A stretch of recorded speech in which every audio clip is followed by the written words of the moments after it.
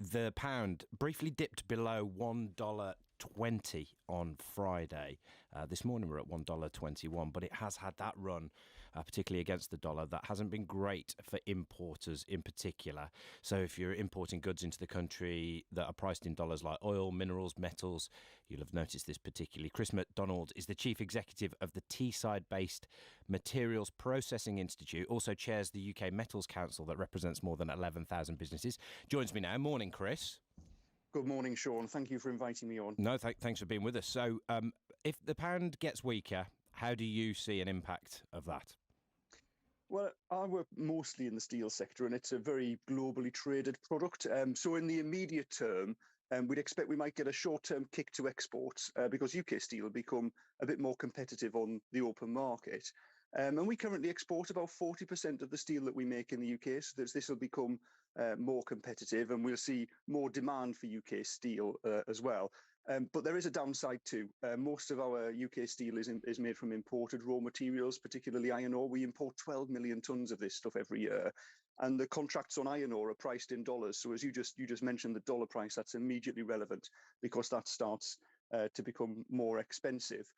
Some of our producers, though, they use recycled scrap to make steel, so they'll be somewhat insulated from that. So I think if we think about the short term, generally positive, bit of an uptick on exports, but we've got to watch out for those increasing raw materials. And do you, because a big part of having a weaker pound has been hearing from, say, our manufacturers who are exporting, saying actually that can be a really good thing for us because globally we can be more competitive for our exports. Have you seen the benefits of the fall in the pound? Yeah, so when people say that, they're absolutely right. You do get that tick up in exports, but what we've got to be really worried about is it can build in inflation in the long term. So Nick McPherson, who's a former permanent secretary at the Treasury, he made a really good point recently. He said that oil now is currently cheaper in dollar terms than it was in 2008, but the price at the pump is so much higher simply because of the weakness of the pound. The other thing as well is energy. So steelmakers are energy intensive companies, and we import a huge amount of our electricity now, which is something that's really quite recent. So up to 30% of our electricity can be imported from interconnectors. Now, I've been concerned about this for a number of years, and I think we really need to focus on our UK-based generation for the future.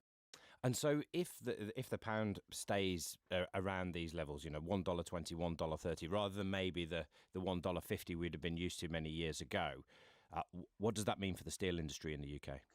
So what I'd expect is we'll get over this sort of short-term boost in exports, and then we'll really be building inflation into the economy, which will affect steel producers and metals producers as well. And we've seen that in energy now, and we're also seeing that in increasing demands for wages too. So I run a small business, and the business that I run, we try to match wage increases with inflation over time, but it gets increasingly difficult. And in the metal sector, there are lots of very small businesses in their communities as well, and they're really saying that it's starting to get very difficult now with the increase in inflation. Chris McDonald, thank you, Chief Executive of the Teesside-based Materials Processing Institute.